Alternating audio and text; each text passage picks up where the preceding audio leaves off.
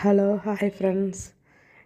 நாம் இப்போ எவ்வளோ ஸ்பீடாக நம்ம எங்கே போயிட்டுருக்கோன்னு பார்த்தா, ஸ்ரீரங்கத்துலேருந்து கிளம்பி துறையூர் தாண்டி புளியஞ்சோலை அங்கே தான் போயிட்டுருக்கோம். அங்கே அருவி இருக்குது அப்படின்னு சொல்லி, சரி லீவ் டைமில் அதனால் போய் குளிக்க போகலாம் அப்படின்ட்டு கிளம்பி ஹாயாக அப்படியே போயிட்டுருக்கோம். ஆனால் நடந்துகிட்டே இருக்கோம். ஒரே பாறையாக வந்துகிட்டே இருந்தது. ஆனால் ஏரியா சூப்பராக இருந்தது.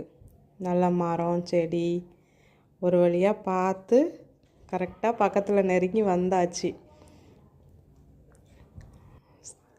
சூப்பராக இருந்தது. ஆனால் பாறையில் தான் நடக்கிறது கொஞ்சம் கஷ்டமாக இருந்தது. மற்றபடி ஜாலியாக பேசிக்கிட்டு அப்படியே போயிட்டு இருந்தோம். எங்கிட்ட திருப்பினாலும் அப்படியே காடு மாதிரியே இருந்தது. இதான் ஆனால் ஃபஸ்ட் டைம் நாங்கள் போனது. ரொம்ப சூப்பராக இருந்துச்சு. ஒரு வழியாக கண்டுபிடிச்சி வந்தாச்சு.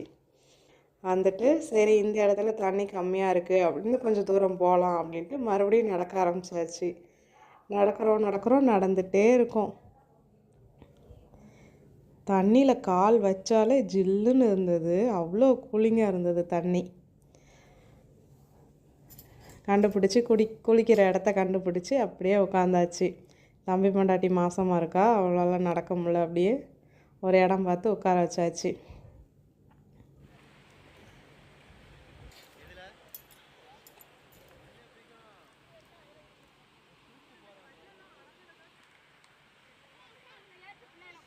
நிறையா பேர் போயிருந்தோம். தம்பிலாம் ஊர்லேருந்து வந்திருந்தாங்க.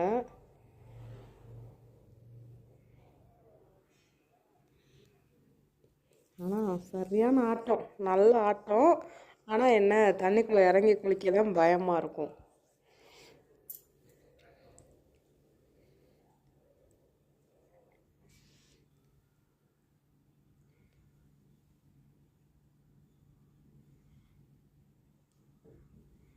ஃபுல்லாக பாறையாக தான் இருக்குது.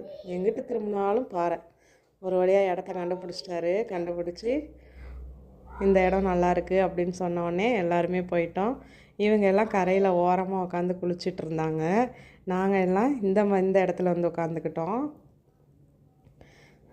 தம்பி பொண்டாட்டி தண்ணினாலே அவ்வளோ ஆசைப்படுவாள். ஆனால் அவளால் குளிக்க முடியலன்னு ஓரமாக உட்காந்து மாசமாக இருக்கிறதுனால ஓரமாக உட்காந்து அப்படியே குளிச்சுட்டு இருந்தான். ஆனால் அவங்க கூட நல்லா குளித்தாங்க.